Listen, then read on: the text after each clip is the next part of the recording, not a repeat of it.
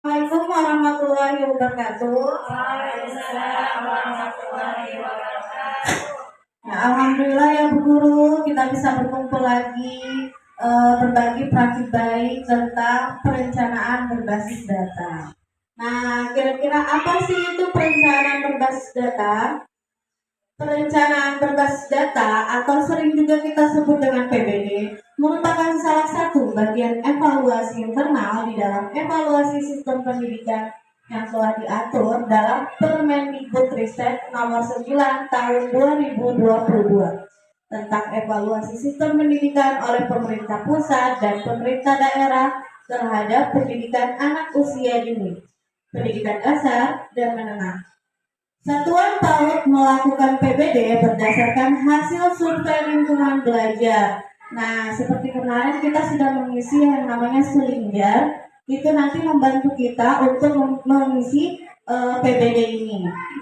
Juga bagian dari evaluasi internal. Jadi Sulingjar itu juga bagian dari evaluasi internal, khususnya untuk ibu guru dalam bentuk data komprehensif yang telah diolah oleh Kemendikbudristek.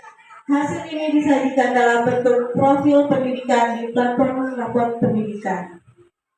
Sulingjar merupakan pengambilan data bersifat sensus dan dilakukan setiap tahun untuk keperluan evaluasi sistem pendidikan anak usia dini.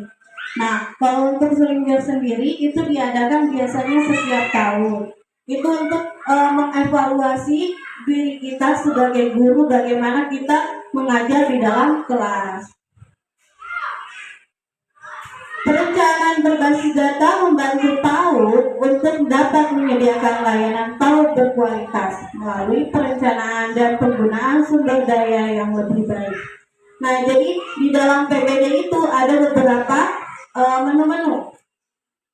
Kita langsung lihat aplikasi PBD-nya ya Ibu Guru.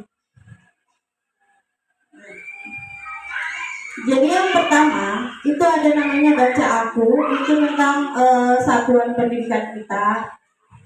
Kita langsung ke evaluasi diri.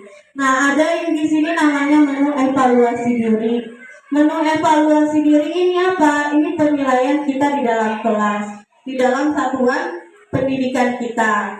Misalnya yang pertama, ini tentang elemen yang pertama ada kualitas proses pembelajaran. Nah, kalau ini di sini ada tertulis, ada menu-menu. Kira-kira di dalam satuan pendidikan kita adakah terdapat satuan memiliki KOSP misalnya? Kalau misalnya ada kita punya, kita akan tandai di sebelah sini. Ya. Apakah kita memiliki KOSP, Bu Guru? Ya, kita punya semua KOSP. Dokumen kurikulum apakah kita punya? Ya, kita tandai di sini. Jadi semua yang kita punya di sekolah itu kita tandai. Kita ini PBD di survei, di evaluasi itu berdasarkan sebenar-benarnya yang ada di satuan pendidikan.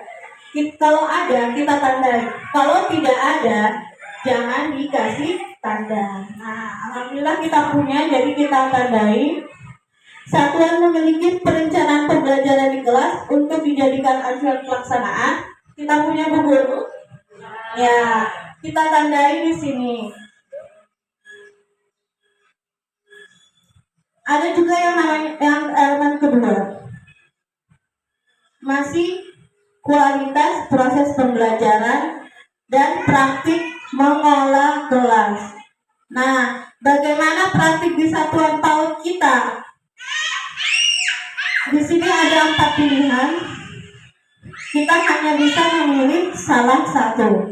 Kira-kira di PAUD kita sudah menerapkan yang mana?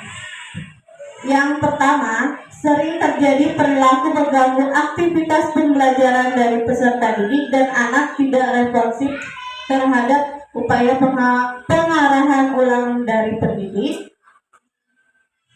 Yang kedua, ada beberapa perilaku yang mengganggu aktivitas pembelajaran dan anak-anak terkadang responsif terhadap upaya pengarahan ulang dari pendidik. Yang ketiga, anak-anak terkadang mengganggu aktivitas pembelajaran, tetapi akan langsung merespon arahan dari pendidik dan kembali belajar. Yang keempat, semua anak mengetahui peraturan dan harapan kelas, serta secara umum mentaatinya, sehingga kegiatan belajar mengajar minim gangguan. Kira-kira di kelas kita ini seperti apa?